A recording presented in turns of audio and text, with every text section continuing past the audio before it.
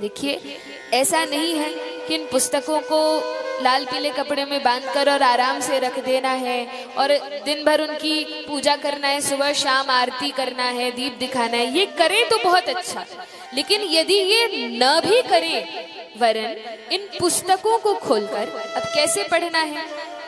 तो जैसे आप सभी लोग हैं, इतना सुंदर परिवार है, तो क्या करें कि परिवार में कोई एक व्यक्ति, कभी बालक को बिठा दें, कभी बालिका को, कभी बहू को, कभी बेटे को, कभी स्वयं, इस प्रकार से एक व्यक्ति कोई पढ़े और बाकी सब घर के बैठकर अधिक नहीं तो 15 मिनट तो सब एक साथ निकाल ही सकते हैं। 15 मिनट सभी बैठे, एक व्यक्ति पढ़ेगा, बाकी सभी सुनेंगे। और प्रतिदिन यदि ऐसा नियम होगा तो 15-15 मिनट करके अथवा 20-20 मिनट करके हम कितनी सारी पुस्तकें पढ़ सकते हैं। कहा कौन सी पुस्तक पढ़नी चाहिए? तो कहा वैसे तो व्यासदेव ने इतने सारे ग्रंथ लिखे हैं, लेकिन उनका यदि सार सर्वस्व लें तो निगम कल्प तरोर गलितम फलम शुक मुखादमृत द्रव्य संयुतम पिबत भागवतम रसमालयम मुहुरहो रसिका भुवि भावुकाः। यदि सारे ग्रंथों का सार चुनकर ले लिया जाए तो वह भागवत के रूप में है। लेकिन एक छोटी सी बात है, यदि भागवत को पढ़ें तो समझ तो आएगी, उस पर भी जब हिंदी अनुवाद से और तात्पर्य के साथ पढ़ेंगे तो कोई कठिनाई नहीं होगी, यह बात निश्चित है। लेकिन फिर भी अच्छा यह है कि सबसे पहले हम भगवत गीता को पढ़ें। भगवत गीता तो छोटी एक पुस्तक ही है, जिसमें मात्र 18 अध्याय हैं, 18 अध्याय हैं, 700 श्लोक हैं। एक बार यदि भगवत गीता को पढ़ लेंगे और उसके बाद भागवत को पढ़ेंगे तो भागवत और अच्छे से समझ आएगी। और इस प्रकार से निवेदन यही है कि 7 दिन की कथा में संपूर्ण कथा को समझ लेना, आत्मसात कर लेना। आवश्यक नहीं कि हम सारे प्रसंगों को सुनकर समझ ही जाएं, लेकिन भागवत को कब कब पढ़ना चाहिए? क्या 7 दिन सुनने के बाद छोड़ देना चाहिए? फिर क्या करना चाहिए? सदा सेव्या श्रीमद् भागवती कथा यस्य श्रवण मात्रेण हरिः चित्तम समाश्रयेत्। इस कथा को तो सदा श्रवण करना चाहिए। और सदा श्रवण करेंगे तो होगा क्या, हमें क्या मिलेगा?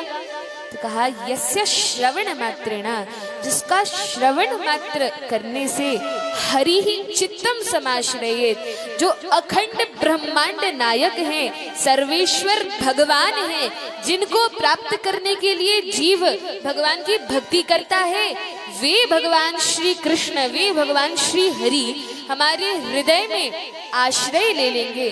और इससे बड़ी और क्या बात होगी यदि भगवान ही हमारे हृदय में आ जाएं, तब और किसी वस्तु की हमें क्या अभिलाषा रह जाएगी? बताइए, यदि हृदय में भगवान आ जाएं तो क्या कुछ और प्राप्त करने के लिए बचेगा? फिर तो कुछ नहीं बचेगा। भगवान तो जान ही रहे हैं हमें क्या चाहिए, क्या नहीं चाहिए। कभी कभी ऐसा होता है कि हमारी इच्छाओं के कारण हम भगवान से प्रार्थना करते हैं, भगवान ये दे दो, वो दे दो। भगवान कृपा भी करते हैं, वे तो पिता के समान है, जो देने लायक वस्तु है वो देते हैं।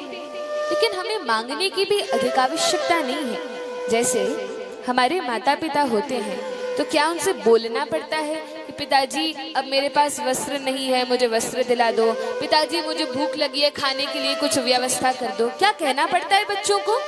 नहीं, माता पिता तो जानते हैं कि अब हमारे बच्चों को भूख लगेगी, अब उन्हें वस्त्र की आवश्यकता है, अब उन्हें शिक्षा की आवश्यकता है।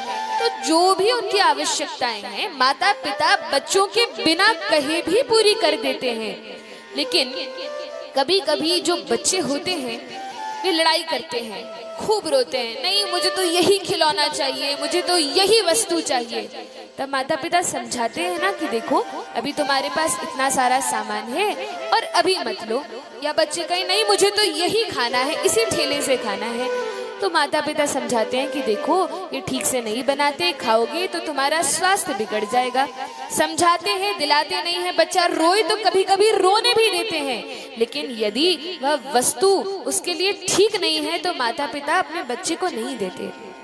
इसी प्रकार से कभी कभी ऐसा हो सकता है कि भगवान हमारे जीवन से किसी व्यक्ति को ले लें, कभी कभी किसी की माता की मृत्यु हो जाती है, पिताजी की, या घर में किसी प्रिय को भगवान ले लेते हैं, तब अनेक लोग ऐसे होते हैं कि अरे भगवान ने हमारे साथ ऐसा किया, अब हम भगवान की पूजा नहीं करेंगे। भगवान होते तो हमारे साथ ऐसा क्यों होता?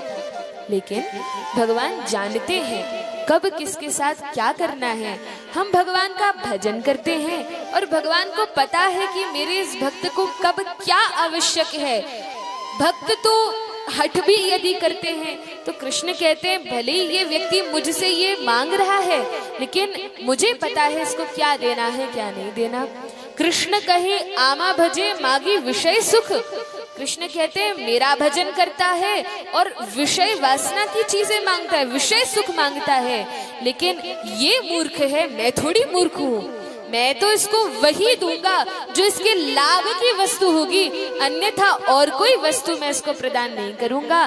तो भगवान बड़े कृपालु हैं।